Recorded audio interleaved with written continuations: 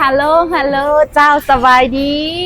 มื้อนี้เฮาสิพาทุกคนมารีวิวห้านตำเส้น A1 นำกันนะเจ้าแต่ว่าเฮาสิบ่ได้พาไปเบิ่งความแซ่บของเพิ่นสิพาไปเบิ่งบรรยากาศในห้านเพิ่นคนหลายเจ้าไปเดี๋ยวเฮาสิพาไปเบิ่งเด้อคัดมื้อนี้เฮาเจอ FC ฮาวคนสวยน้องมาหัวคนเดียว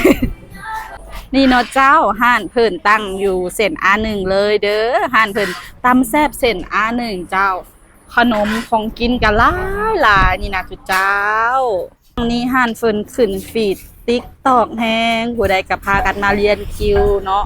คนหลายจนว่าจนได้ต่อคิวกันเลยพี่น้องเอ้ยมาเบิ่งเด้อพี่น้องผู้น่ะเพิ่นตำมานะ5โคกผู้ใดห้านตำห้านนี้นะความว่าเพิ่นขายดีจุเจ้าเนาะใครมาคอมเมนต์เบิ่งเลยเด้อใครมาซีมห่านนี้แล้วหอมประแดกห่านเพิ่นจุเจ้ากับแก้มหลายอย่างเลยมีชิ้นแห้งเนาะเจ้า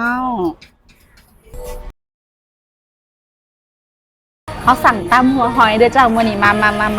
เดี๋ยวสิมาซีมให้เบิ่งเด้อสมปากเลยเจ้าตอนหัวหอยสมผักจังสิเจ้าแซ่บดีเจ้านำมากันหลายๆเด้อขอบใจ